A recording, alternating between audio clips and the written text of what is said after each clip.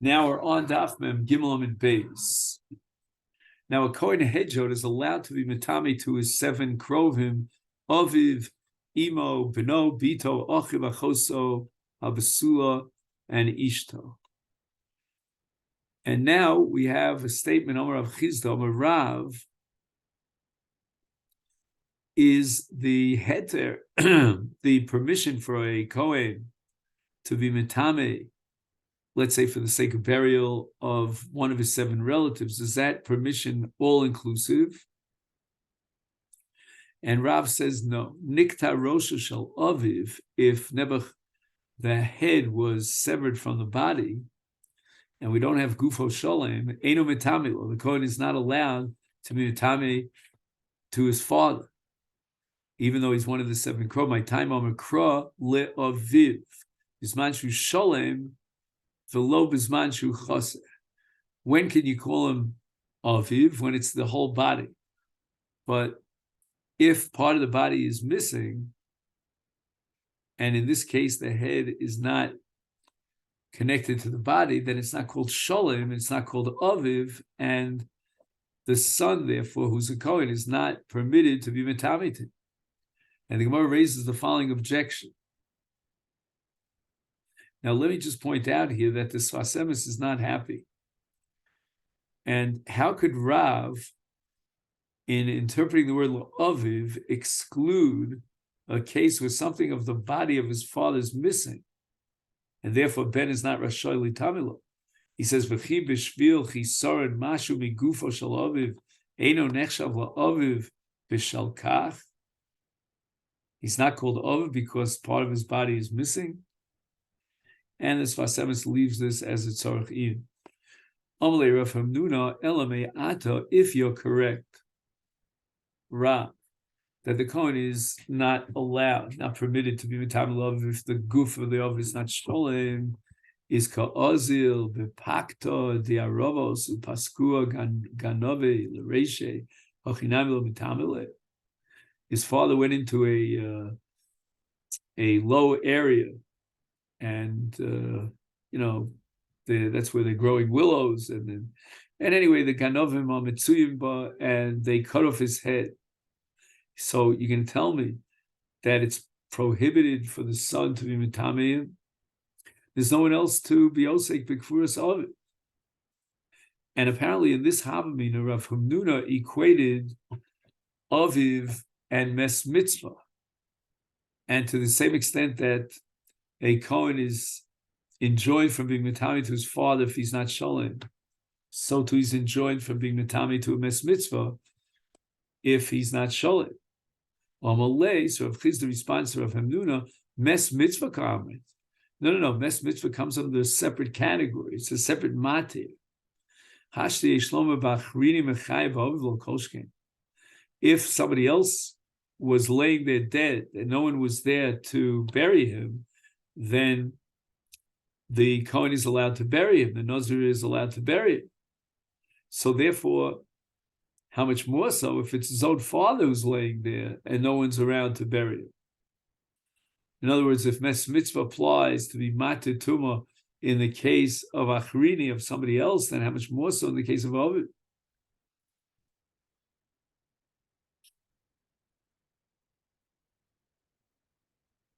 Now, there doesn't seem to be... Oh, just 1 second. Let me see what he says. Oh, he says, Kavod abriya shel mes mitzvah adiv al shel krovin. Me'achar she'ein klal mishi yitapel b'kfurasa.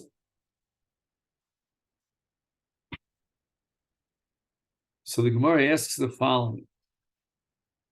V'hai mes mitzvah, why do you, Rav Chizda, attack Rav by saying that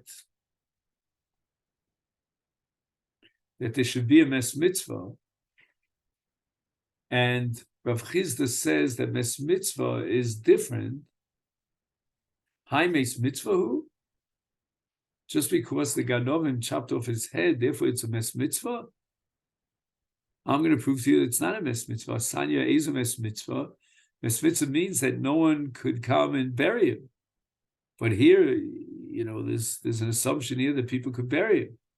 Ezem es mitzvah kol shein kovrim. There are no kovrim, no one's around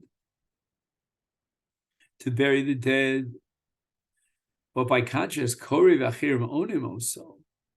If the voice was heard, let's say if the mess could yell out and say, somebody bury me, and achirim onim, there are people who could hear him, ein ze mes mitzvah.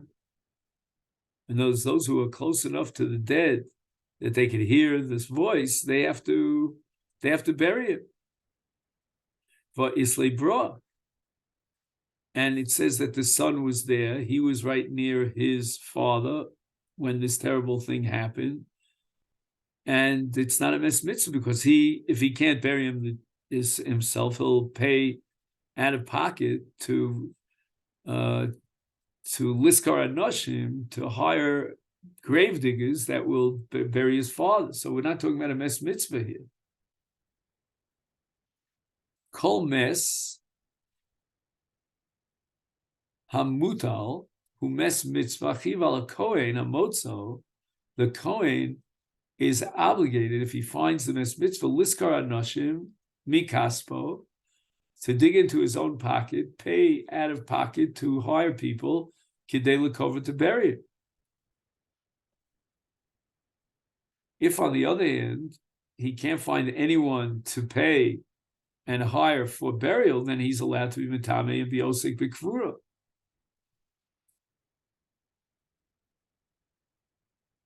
And the Gemara answers, came with the ka'azal bi'urcha k'mishain lo kovrim dome. Since his father is laying there on the road, apparently there aren't too many people around, and he doesn't have the ability to hire them to bury his father. Therefore, it's a case of mes mitzvah. Now, Rav says that the son, who's a kohen, is not permitted to be metami to his father if his father's goof is not sholem. Meisvei, the Gemara raises a stira to Rav from a brisa, and at the beginning of Parshas Emor it says, with regard to kohenim lachosab sula krova elav shalo haisulu ish la yitama, and the brisa is going to dash in the extra word la. Who metami la means when she's a guf sholem, metami le evareha. But if it's part of the body, then the kohen is not metami. In other words, even in the case of a father who's considered even closer to him as a relative than his sister, he's not permitted to be metami himself for the purpose of one of the organs of the body. And for sure, therefore, if it's a case of achoso, the din would be the same. And the brisa adds, "Aval machzir hu al etzem kisaora." Let's say the kohen already contracted tumah.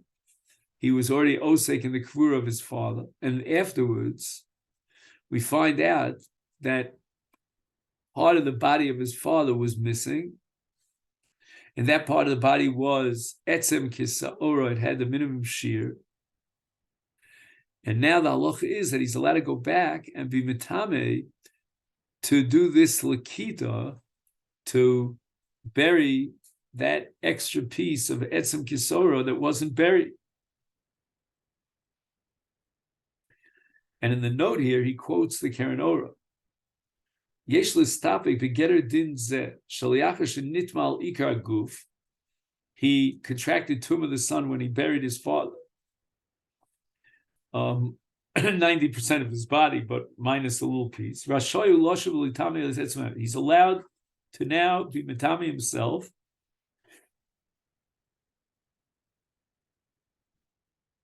in order to bury the etzem kisora that wasn't buried. What's the chakira here of the Keren Orah?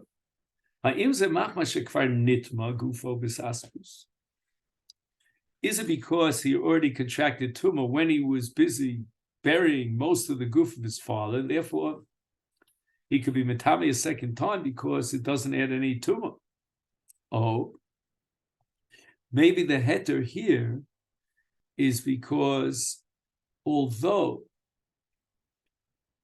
l'chatchila he would not be metami himself for etzem kisaora, That's because we don't have the Ikar Guf. But the Kfur is really B'chol HaGuf. And after he fulfills the mitzvah of Kfura B'chol HaGuf, he can go back and be Metami al Ever Echad, which is also part of that Ikar Guf of Kfura. And he's wondering, in a scenario where others were osek in the Kfura of his father, he himself, the Ben, is still tar, is he be permitted to be mitame now for the Etzem Kisora? According to the first side, then he's not allowed to be mitame because he's still tar. So we don't have a tumah l'chatchila for an Etzem Kisora. And the whole heter, he had to go back and bury the Etzem Kisora is because he's already Tomei and there's no Tosefes Tumah. But according to the second explanation, that once he was Mekayim the mitzvah of Kfura B'ikar HaGuf, now he has a mitzvah to be Mekayim Kfura B'yetzem Kisa'ora, then it would be mutter even if someone else was Osek B'Kfura. My machzer hu al etzem kisora lav lamemadi mechaser purta. It means that he can go back and be mitami for the etzem kisora of Aviv, because when he buried his father, the body of his father was missing an etzem kisora. It wasn't a guf shalim, and yet he's allowed to be mitami. So we prove from here against Rav that a Kohen is permitted to be mitame li aviv even if his guf is not sholet. And the Gemara rejects it low.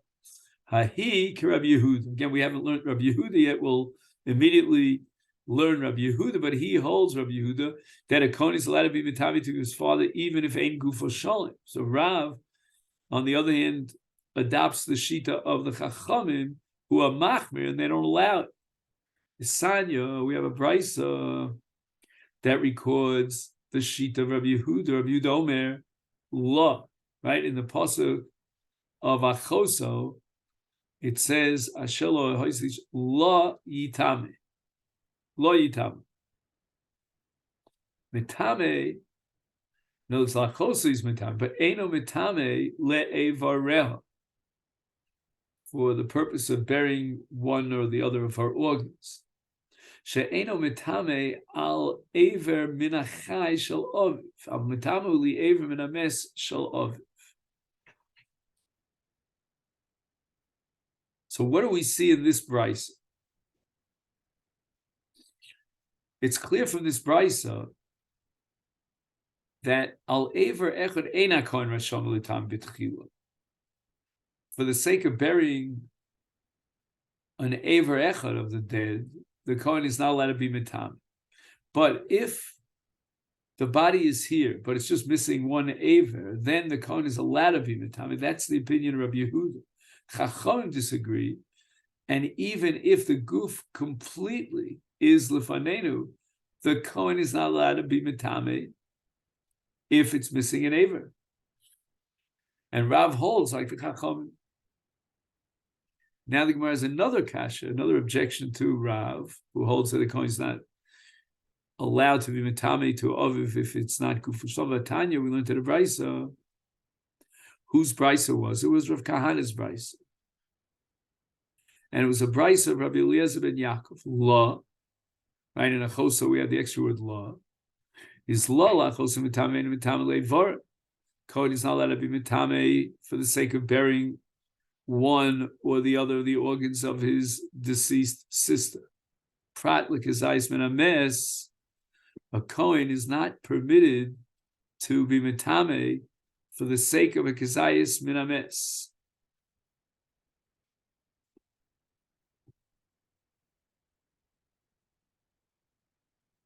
The kezayis netzel is apparently different kinds of liquids that come out of the dead body. Umelo tarvad rokov, or let's say you have a calf that's like a shovel that's full of all sorts of decomposed part of the human body, and these are not considered a varim for which the Kohen could be mitame, as the Kohen cannot be mitame. And the Brayso says, Yochelo yitame l'shidra l'golgolas u'lerov binyana,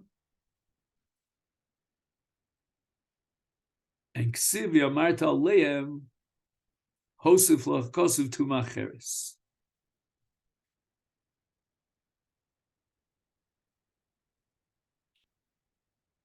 So in the following scenarios, the Brayso derived from the pasuk v'yamarta aleim that the Kohen is mitame. And what are these cases? Number one, shidra, that the spinal column of the deceased is intact. Or Gilgolos means that the skull is intact. Or Rov Binyana, you find in front of us Rov Binyan Ames. The majority of this structure, that means two Yerechim v'shuk echad, or Shnei Shukayim v'yerech echad. Or Rov Binyana, if let's say there are 125 Avarim, so for that he will bury the dead. And that's derived from the pasuk v'yamarta aleim. It says Amar LaKohanim, and then afterwards it says V'amarta aleim, two words that are superfluous. Now we're going to dash in Shahosav Chakasav Tuma Cheres, that there's another kind of Tuma, which means to find that even though a Kohen is not permitted to be mitame to Aver Echad, but he can be mitame to a Shidra, Gilgolos, or Rov Binyan, and the words V'yamarta aleim are not written dafka with regard to Achoso, but nevertheless, it's logical that if the Torah excluded with a miyut that he's not be mitameli Aver min Achoso, then the ribui also is applicable to Achoso. And the ribui in the cases of Rov Binyana, and Shidra and Gilgolos. Then the Brayso continues here on Daf Mem Daled of an Aleph. Yochel lo yitami l'shidra l'golos l'rov binyana shel acherim.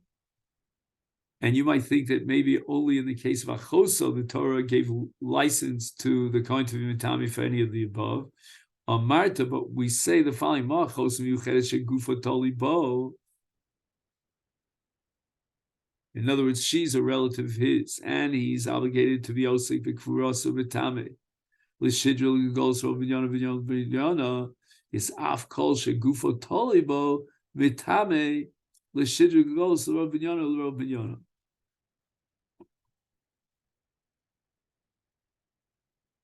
So it applies to every one of the relatives.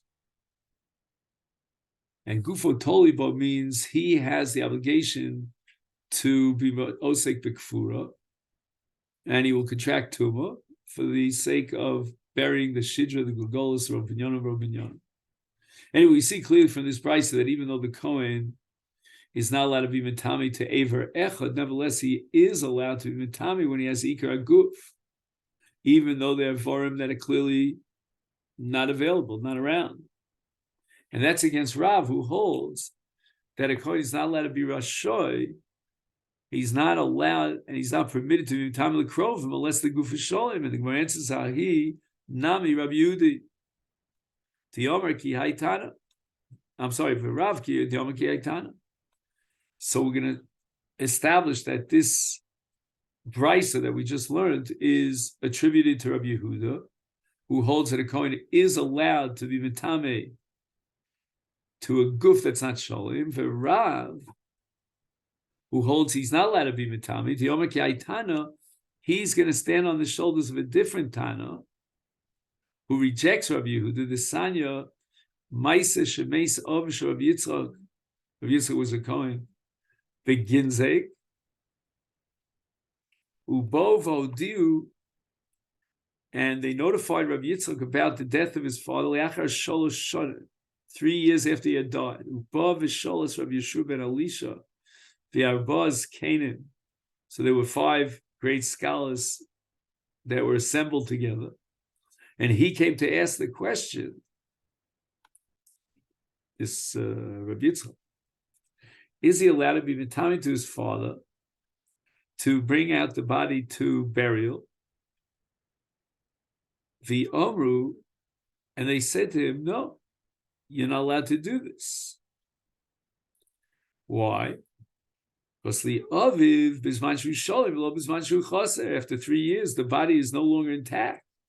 And there's no heter for Kohen to be Osik B'Kfura when the bottom is not intact.